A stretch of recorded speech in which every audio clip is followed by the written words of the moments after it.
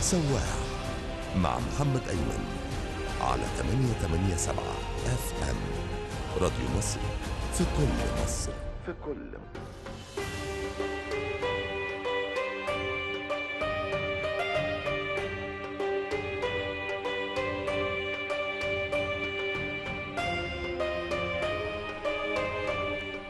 يا مساء الخير والسعادة على محبي الحضارة المصرية القديمة في كل مكان. أهلا بيكم لقاء متجدد مع برنامج سواح من دلوقتي ولحد الساعة 2 احنا وانتم على راديو مصر. أهلا بكل اللي بيسمعونا، وبرحب في بداية اللقاء بزميلي على المكسر محمد مصلحي. أهلا بيك يا محمد. النهاردة عندنا موضوعات جميلة قوي هنتكلم فيها، ونتكلم قد إيه الدولة بتهتم بالسياحة في مصر. قبل ما نبدأ خلينا نقول إن تاريخ مصر هو تاريخ الحضارة الإنسانية، لما أبدع الإنسان المصري وقدم حضارة عريقة سبقت كل شعوب العالم، حضارة رائدة في ابتكاراتها وعمائرها وفنونها، أذهلت العالم وأذهلت كمان العلماء بالفكر والعلم، لأنها حضارة متصلة الحلقات وبتفاعل معها الإنسان المصري وثابت في عقله ووجدانه بصمتها. مصر أول دولة في العالم القديم عرفت مبادئ الكتابة وابتدعت الحروف والعلامات الهيروغليفية. المصري القديم كان حريص على تدوين وتسجيل تاريخه والأحداث اللي صنعها وعاشها، وبهذه الخطوة الحضارية العظيمة مصر انتقلت من عصور ما قبل التاريخ وأصبحت أول دولة في العالم لها تاريخ مكتوب، لها نظم ثابتة. علشان كده وبكل المعايير مصر ليها دور في الحضارة والتاريخ والدين. مصر كانت المكان اللي احتضن الأنبياء، الأرض اللي صارت خطواتهم عليها. جاء هنا أبو الأنبياء إبراهيم عليه السلام، تزوج من السيدة هاجر، وجي مصر يوسف عليه السلام وأصبح وزير، وكمان أبوه أيوب عليه السلام. دار أعظم حوار بين المولى تبارك وتعالى وموسى عليه السلام على أرض مصر. إلى مصر لجأت العائلة المقدسة، السيدة مريم العذراء والسيد المسيح عليه السلام طفلا ويوسف النجار، وقاموا برحلة تاريخية مباركة في أرض مصر. ربنا سبحانه وتعالى اختار مصر بالذات علشان تكون الملجأ الحصين اللي شاءت السماء أن يكون واحد السلام والأمان على الدوام وملتقى الأديان السماوية. لو قعدنا نتكلم عن مصر مش هنخلص. مصر محتاجة كتير قوي علشان نتكلم. مصر جت وجت تاريخ علشان يتكلم عن مصر. طيب النهاردة عندنا ايه؟ النهاردة عندنا مجموعة من الأخبار، وعندنا مجموعة متنوعة من الدلائل اللي بتشير قد إيه الدولة بتهتم بالسياحة المصرية. كل اللي حابب إن هو يشاركنا النهاردة أرقام تليفوناتنا 257-93-195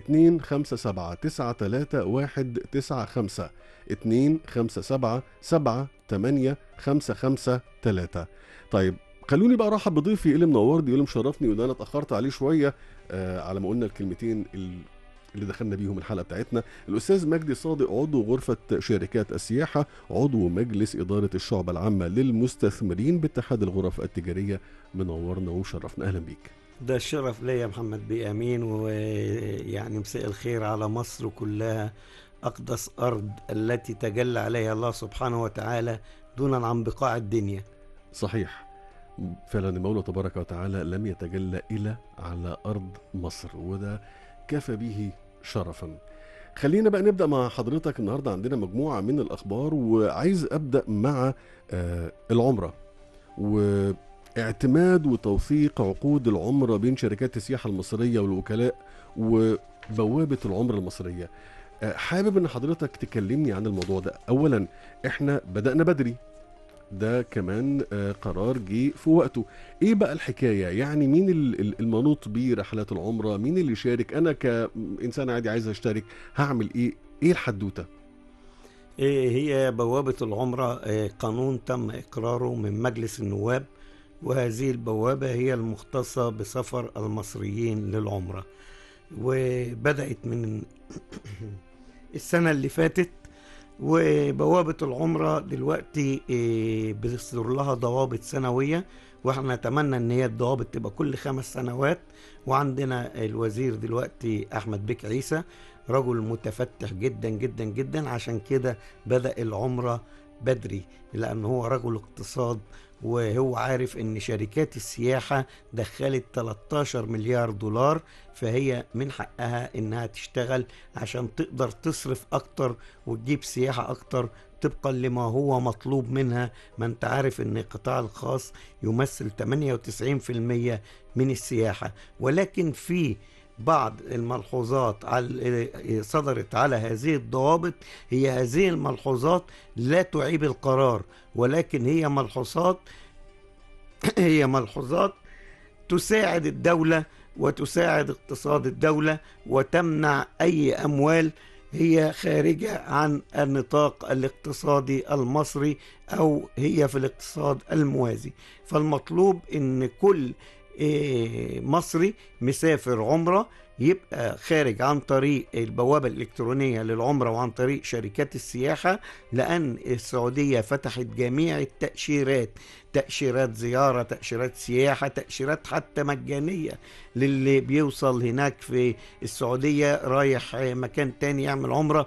كل ده السنة اللي فاتت اشتغل عليه السماسرة واشتغل عليه ناس كتير جدا خارج منظومة الاقتصاد المصري، لا بيدفعوا ضرائب ولا عندهم موظفين ولا أي شيء، وحققوا 600 ألف معتمر. تخيل مليارات دي راحت فين؟ لأنه اقتصاد موازي مش اقتصاد قائم.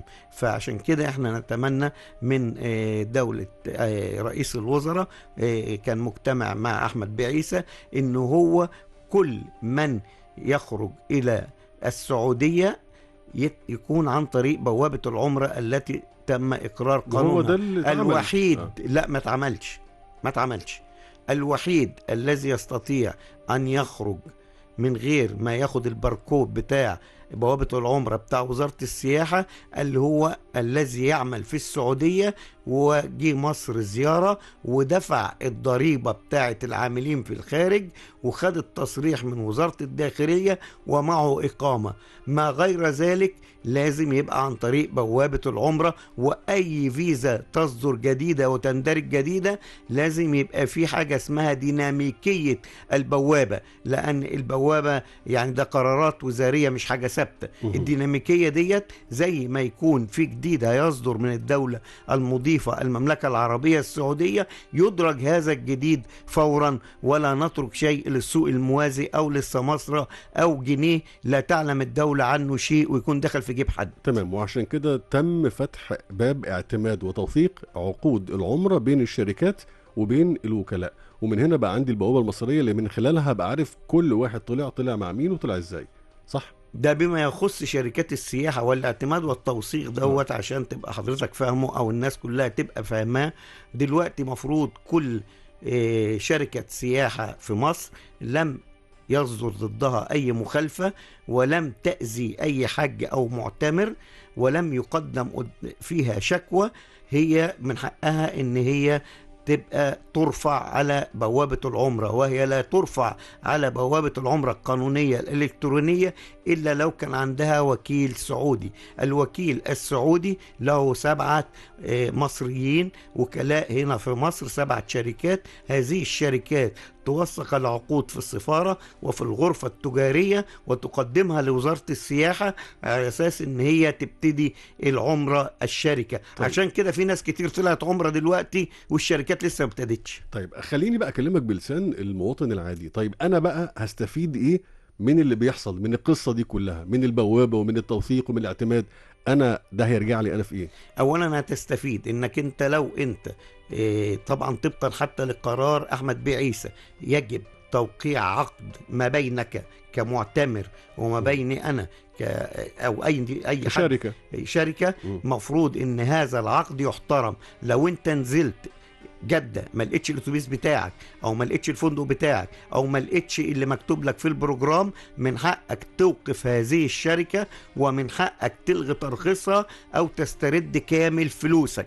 ده اللي هو فيما يخص شركات السياحة اللي بيستفيدها المواطن. رقم 2 كده المواطن وكتير جدا ولكن لم يتم التركيز عليها، المواطن اللي سافر مع السماسرة في كتير جدا اتبهدلوا، في كتير جدا تم تبصيمهم في المملكة العربية السعودية، اتبصم بمعناه ان هو يتمنع من دخول المملكة 10 سنوات. في وفيات تمت من تأشيرات الزيارة اللي هم قعدوا شهر ونص جوه السعودية وراحوا أقاموا في عرفات ومنى وهم ما عندهمش لا خيام ولا عندهم حجز، وتوفى منهم الكثير ومرض منهم الكثير، ولكن اللي موديهم سمسار فلا يهمه أي شيء ولا يعلن عنهم، لأن هم دول خارج منظومة الدولة. وعلشان كده الدولة بدرت وعملت توثيق العقود وعملت البوابة، بحيث ان هو اللي يطلع يبقى طالع بطريقة مقننة، عارف هو رايح فين، هيعدي على ايه، المحطات بتاعته، هيروح امتى ويرجع امتى، ودي حاجة في مصلحة المواطن. طب انت مش عايز تطلع لان انا جيت انا وضحكت عليك وقلت لك شوف الشركة، ده الشركة بتدفعك باركود، ده الشركة بتدفعك، ده الشركة بتدفعك، فبناء عليه تعالى معايا انا ارخص، وانت مش عارف ان انا ارخص ولا لا، ومش عارف الخدمات ولا في بيني وبينك عقد. انا اغريتك فانت طلعت معايا، وكل واحد فتح دكان على الفيسبوك او عامل صفحة على الفيسبوك او على اي وسيلة من وسائل التواصل الاجتماعي عمال يبيع، حتى بتوع الجرايد وبتوع الدكاكين وبتوع محلات البقالة بقوا يلموا معتمرين. فلازم يبقى في مساعدة، لأن دولة رئيس الوزراء تنبه لهذا الموضوع وشكل لجنة، هذه اللجنة هي اللجنة العليا للسياحة، ضم فيها وزارة الداخلية ووزارة الدفاع ووزارة التأمينات وجميع الوزارات المهتمة. هذه اللجنة قراراتها قرارات سيادية، نتمنى أن يصدر قرار ويتم مراقبة من يبيع وهو غير مرخص. وطالما هي شركات غير مرخصة فبالتالي مش هتقدر انها تطلع رحلات للعمرة او للمملكة العربية السعودية. طيب خليني هقف مع فاصل، وبعد الفاصل هنرجع مع موضوع جديد وخبر جديد، وبرضو احنا بنتكلم على اهتمام الدولة بقطاع السياحة. من جديد اهلا بكل اللي بيسمعونا على راديو مصر، وحلقه الاسبوع ده من برنامج سواح. مره تانية هرحب بضيفي اللي مشرفني الاستاذ مجدي صادق، عضو غرفه شركات السياحه وعضو مجلس اداره الشعبه العامه للمستثمرين باتحاد الغرف التجاريه. اهلا بحضرتك، منورنا. اهلا يا محمد بي ايمن، انت اللي منور ومصر كلها منوره. تسلم. دلوقتي انا لما بقيس مدى تقدم دوله في قطاع السياحه دايما بقيس بامور كتيره قوي قوي، من ضمن الامور دي كمان الفنادق والغرف الفندقيه. عندنا خبر جميل قوي ان معالي وزير السياحه هيفتتح ان شاء الله في اخر 24 عدد كبير من الغرف الفندقيه. شايف ده ازاي وشايف اهميته ازاي؟ طبعا هو شيء هام جدا، ولكن النهارده في خبر نزل على التايم ان الاهرامات المصريه أعظم أثر وبناء في التاريخ، وتنصح جميع قراء التايم أن يزوروا مصر هذا العام أو في الأعوام القادمة. يعني ده معناه إن احنا عندنا طلب سياحي زاد، وهذا الطلب السياحي كان نتيجة لاهتمام فخامة الرئيس السيسي منذ سنوات بملف السياحة. عشان كده لما جه اتعمل موكب المومياوات، او هو اصلا الموكب المومياوات ده لفظ خطأ، هو موكب الملوك، الملوك العظماء الذين حكموا أول إمبراطورية مصرية في التاريخ. وهذا الموكب الرئيس السيسي ادى تعليمات إن العالم كله لازم يشاهده. العالم كله كان في كورونا وكان لا يشاهد إلا الكآبة، وشاهد هذا الإنجاز العظيم. ولأول مرة في التاريخ تغنى الأوبرا باللغة المصرية القديمة وتلقى استحسان من العالم كله، والعالم كله غناها، والرئيس وقف واداهم تعظيم سلام. فخلق طلب ان اي واحد قاعد وشاف وشاهد خلاص بقى جواه ذهنيا وجواه في عقله الباطن انا لازم اروح اشوف بلد هؤلاء الملوك واشوف هذا الجمال وهذا الانتقال العظيم من المتحف المصري الى المتحف الحضارة. فعشان كده لما زاد عندنا الطلب، احنا عندنا 230 ألف غرفة فندقية، هم غير كافيين لما يطلبه مننا فخامة الرئيس السيسي ودولة رئيس الوزراء. هو توجه بطلب لنا احنا كقطاع خاص وكشركات سياحة ومنشآت سياحية إن احنا نزيد الغرف السياحية بواقع 50,000 غرفة سنويا، على أساس إن احنا عايزين نصل سنة 2028 إلى 30 مليون سائح و30 مليار دولار وأكثر كما قال فخامة الرئيس. وكان مجتمع امبارح صحيح. مع دولة رئيس الوزراء ومع أحمد بيه عيسى، وأصدر قرارات عظيمة جدا وأعطى تسهيلات، ومن ضمن هذه التسهيلات نتمنى يعني في ضريبة القيمة المضافة، دي ضريبة غير مباشرة، فهي ضريبة بتفرض على المستهلك وليس المنتج، فعايزين ان احنا نديها كحافز للمستثمرين ونلغيها من عليه، لان هو بينتج شيء وبعد كده هيدفعوا جميع اللي موجودين في مصر، فهتدفع الضرائب. يعني مثلا على سبيل المثال لما حصل الإعفاءات قبل الثورة بتاعة 2010 وهذه الثورة اللي هي أضرت بمصر كثيرا أيا كانت، أنا معلش يعني في ضدها وفي معاها، أنا بقول لك الثورة دهيت قبلها وصلنا ل 16 مليون سائح بناء على هذه القرارات، وهذه قرارات قديمة، دي مش قرارات جديدة، ده كان أصدرها الرئيس مبارك عشان كان عايز يوصل. إحنا كان زماننا النهاردة واصلين ل50 مليون سائح سنوي طبقا للمخطط. من جديد بنرحب بكل اللي بيسمعونا على راديو مصر، وحلقة الأسبوع ده من برنامج سواح، ولسه مشرفنا ومنورنا الأستاذ مجدي صادق، عضو غرفة شركات السياحة وعضو مجلس إدارة الشعبة العامة للمستثمرين باتحاد الغرف التجارية. أهلا بيك مرة ثانية، منورنا. أهلا بحضرتك وأنا بمستمعينك راديو مصر. اهلا بيك. وهنرجع تاني لموضوعنا اللي بدأناه قبل الفاصل، وهو ان معالي الوزير بيؤكد افتتاح عدد من الغرف الفندقية اخر 2024. عايزين نتكلم عن اهمية الموضوع ده، ومفترض يكون عندي قد ايه عشان اوصل للهدف الوطني ان انا يكون عندي 30 مليون سايح يدخلوا لي 30 مليار دولار. احنا ان شاء الله طبقا لما هو تم الموافقة عليه هنفتتح على هذا الفترة ديت من هنا لحد آخر العام، من شهر 8 لشهر 12 20,000 غرفة فندقية جديدة. احنا حققنا في النصف الأول من هذا العام لحد شهر 6 7 مليون سائح ب7 مليار دولار. حققنا من شهر 10 لأن كانت السياحة موسمية عندنا، فبتبتدي من شهر 10 وكان الصيف سياحة ضعيفة، فحققنا 12 مليار دولار من شهر 10 لشهر 6. احنا المنتظر لآخر هذا العام نحقق 15 مليار دولار، عشان كده مطلوب زيادة الغرف الفندقية. حتى في اقتراح وتم الموافقة عليه اللي هو استضافة المصريين في شققهم المغلقة في المنتجعات السياحية بالساحل الشمالي وبالغردقة وبشرم الشيخ اللي عنده شاليه، يحضروا لاستقبال السائحين زينا زي دول العالم كلها. فرنسا واسبانيا وايطاليا بيعملوا كده وبيستقبلوا السائحين، فدي هيزود الطاقة الفندقية وتقدر تزود عندنا إلى أن يتم إنشاء هذه الغرفة، لأن الغرفة الفندقية في النجمة الواحدة تتكلف 50,000 دولار، وفي الخمس نجوم تتكلف 200,000 دولار. الغرفة الواحدة الغرفة 200,000 دولار. 200,000 دولار. انت استغربت لأن الغرفة الواحدة ليها نصيبها في حمام السباحة، ليها نصيبها في الأوتليت، ليها نصيبها في المطعم. أنا بتكلم على القياس، قياسيا كرجال سياحة ورجال صناعة سياحة احنا بنقيسها على هذا.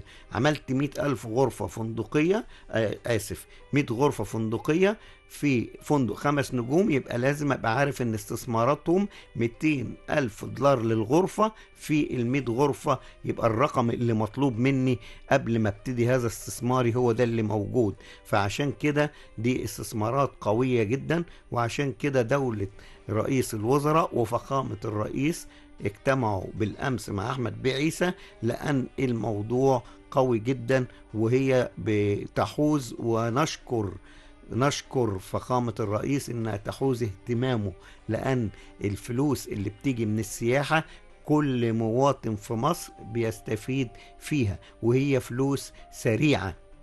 فعشان كده وحتى يعني أنا يعني بتقول لي ما نرجعش لورا.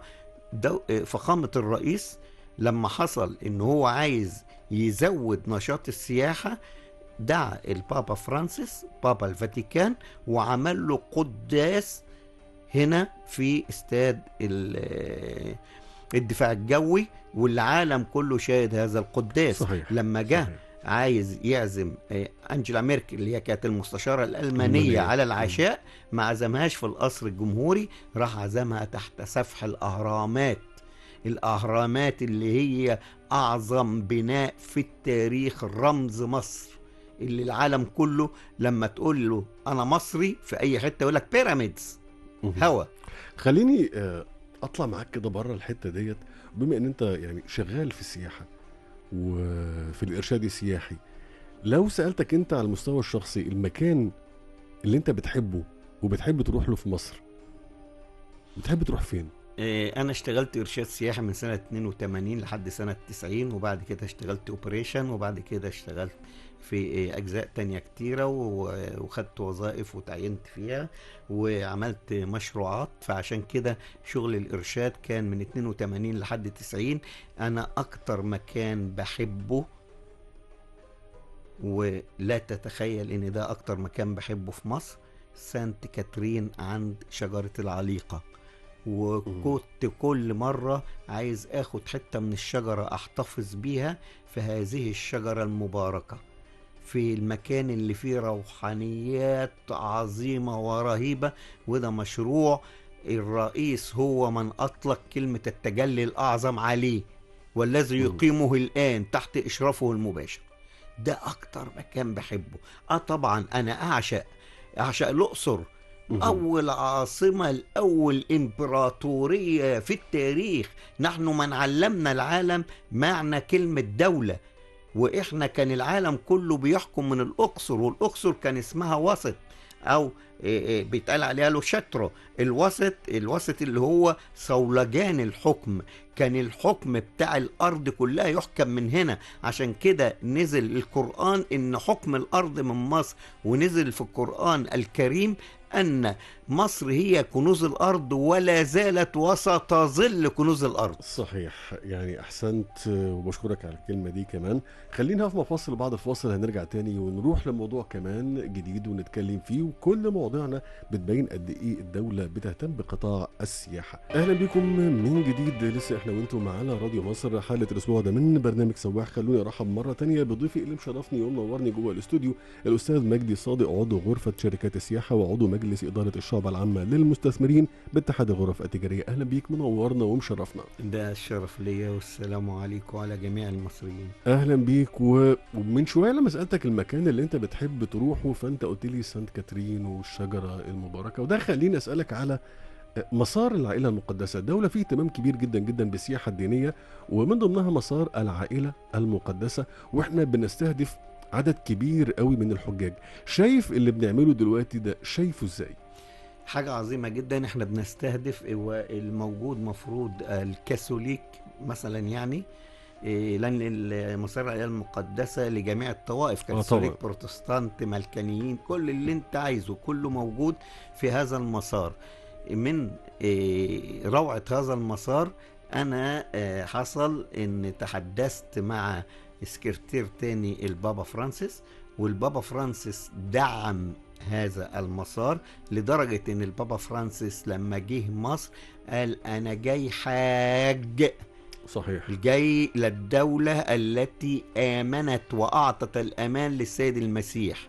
ولما قلت إن احنا عايزين نعمل قداسات هنا عشان لما تبتدي تشتغل مسار العائلة المقدسة ويتم الافتتاح، قال لك البابا توادرس، لأن ده مكان الكنيسة الشرقية، هو يعمل القداسات، وسنرسل أساقفة وكاردينالات جميع الكنائس وشعوبها الكاثوليكية اللي نقدر عليهم لحضور هذا القداس في مسار العائلة المقدسة.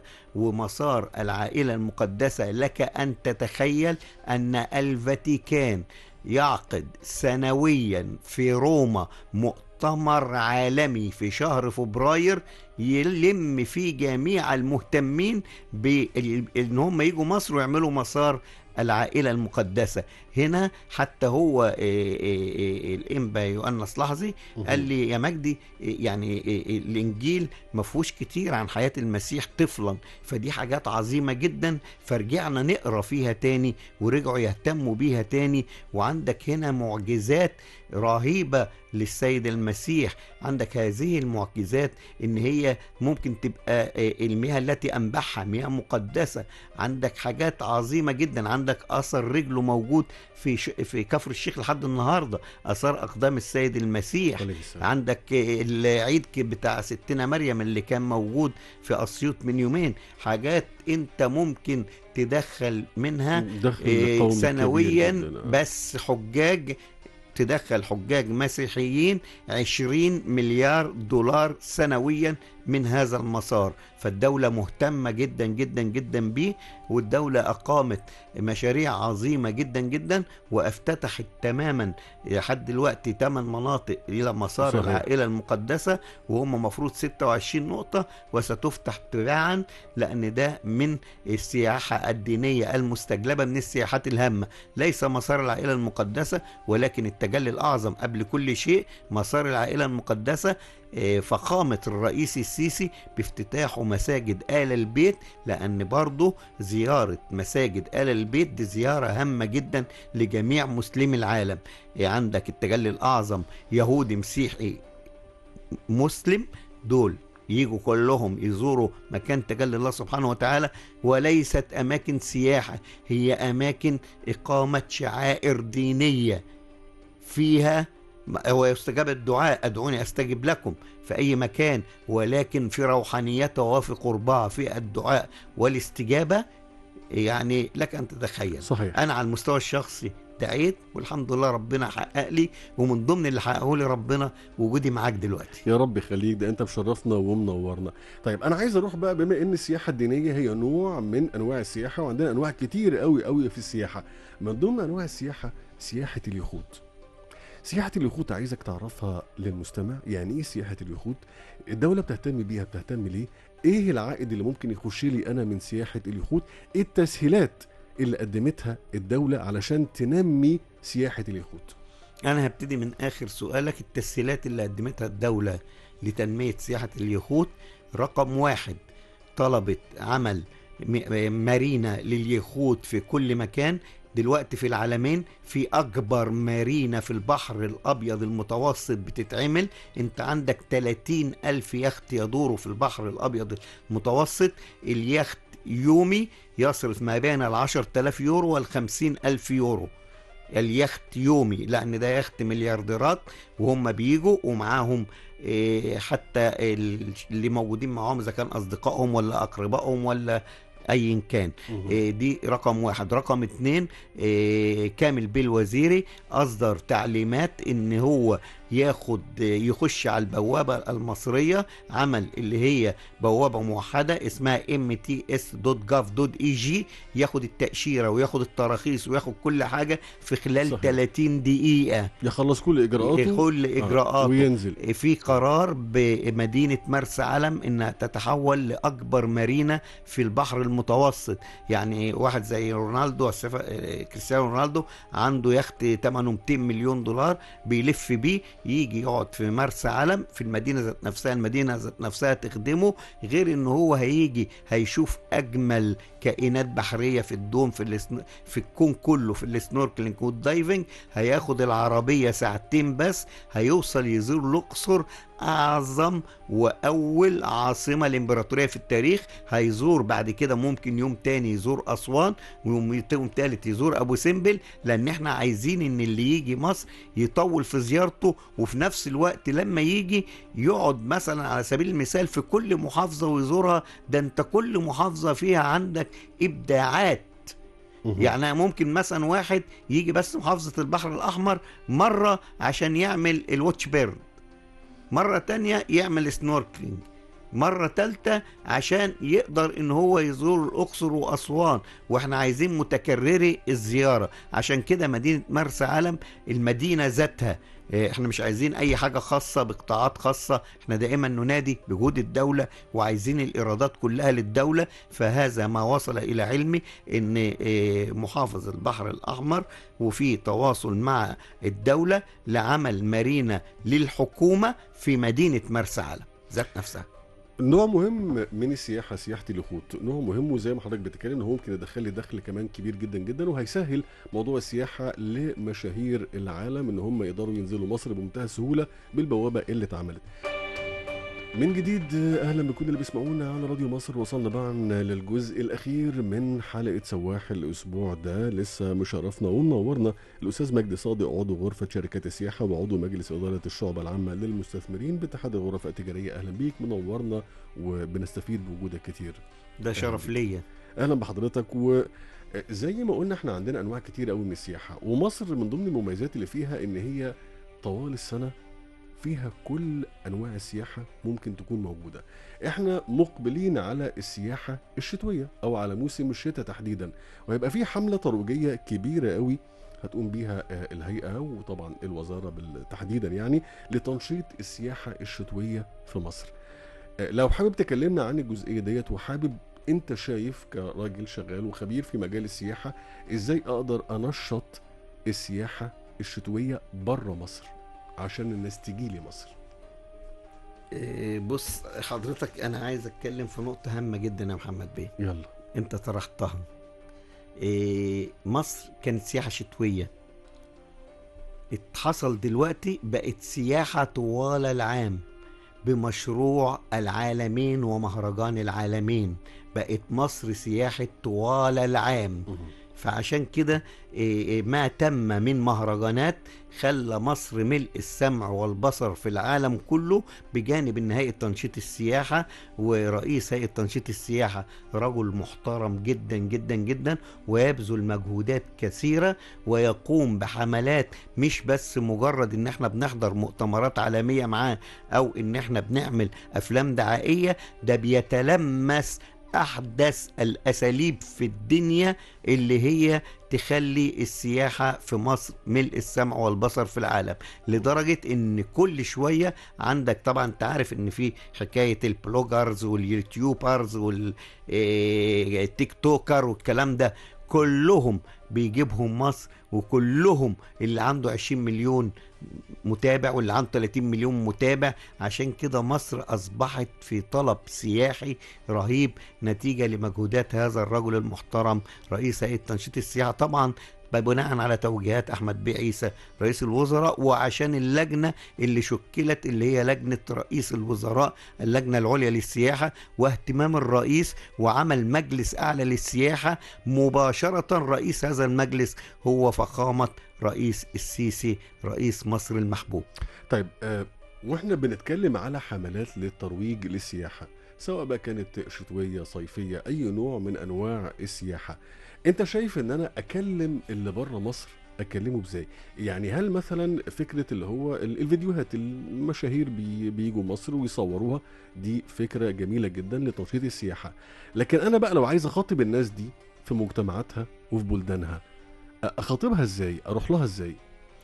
انت طبعا لازم تعرف انك انت لما تخاطب الناس دي لازم تحضر، طبعا وانا اترجى من رئيس هيئة تنشيط السياحة ان هو لازم جميع الاحداث العالميه، زي حدث مضى كان حدث كاس العالم، زي احداث قادمه هتبقى أي احداث حدث بطولات عالمي اوروبا يعني. هتبقى الاحداث اللي هي تمثل شعبيه قويه اهتمام اكون عالمي متواجد فيها. مش اكون حاطط اسم بس ايجيبت، لا، ده انا اجيب واحد راكب الهرم، اجيب صور الهرم على الشاشه اثناء الاستراحه، العالم كله يشوفه. يبقى هذا في تواجدي في التجمعات العالمية، لازم أتلمس أحدث الأساليب، أشوف العالم وصل لإيه ومفروض هو بيفكر في إيه في الشات جي بي تي وفي أبتدي أنا اللي العالم مفروض هيبتدي بعد 5 سنين، ابتديها أنا من النهاردة، لأن اللي عندي مش عند حد. صحيح. أنا اللي عندي مش عند حد، في دول قائمة على سياحة مصنوعة بتحقق أكتر مننا. واحنا اللي ربنا مديهولنا ليس له مثيل. وباذن الله اللي جاي افضل، وزي ما احنا بنقول اللي جاي افضل دائما وابدا باذن الله. الوقت جري مع حضرتك بسرعه، بس يعني اخيرا فيما يخص الترويج ده، اعتقد ان انا علشان اخاطب اللي بره مصر محتاج ان انا اخاطبه بلغته، هذا اولا. ثانيا بعقليته، يعني من هناك اروج لهناك، عن طريقهم اروج ليهم علشان هم يبقوا عارفين العقليه عامله ازاي، هو قادر يتكلم معاه ازاي، يقول له ايه اللي ممكن يجيبه. اقولها لك في نص دقيقه، يعني انت عايز تداني حتى في ثانيه؟ انا ممكن اقولها لك في ثانيه. يلا، انا عندي 150 سفاره في العالم، مفروض كل سفير يدعو لمصر ويعمل هناك مؤتمرات، ويدعو هنا من مصر نروح هناك في التجمعات ونعمل مؤتمرات. عندي هيئه استعلامات، وعندي هناك ناس موظفين في هيئه الاستعلامات، عندي مكاتب سياحه، عندي الناس دي لازم تشتغل. انا الدوله الوحيده اللي عندها 150 سفاره في العالم، امريكا ما عندهاش 150 سفاره زي. واحنا يعني وكل الجهات اللي ذكرتها دي بتقوم بدورها كمان. احنا بنتكلم في جزء تاني خالص، بنتكلم على فكره ان انا الهيئه تقدر تروج بانها تخاطب الاخر بلغته وبعقليته. دي جزئيه تانية مالهاش علاقه بالحضرتك بتتكلم فيه. ماشي، بس هي ابتدت الهيئه فعلا، وبتدي كل دولة إسبانيا بتخاطبها بما يحب الإسباني. أنا مضطر أقول لك شكرا عشان الوقت خلص خلاص. الأستاذ مجدي صادق، عضو غرفة شركات السياحة وعضو مجلس إدارة الشعبة العامة للمستثمرين باتحاد الغرف التجارية، شكرا، نورتنا وشرفتنا. شكرا لزميلي على المكسب محمد مصلحي، تحياتي. الأسبوع اللي جاي قبل دلوقتي بساعة إحنا وأنتم على راديو مصر برنامج سواح. تحياتي محمد أيمن. تحية مصر.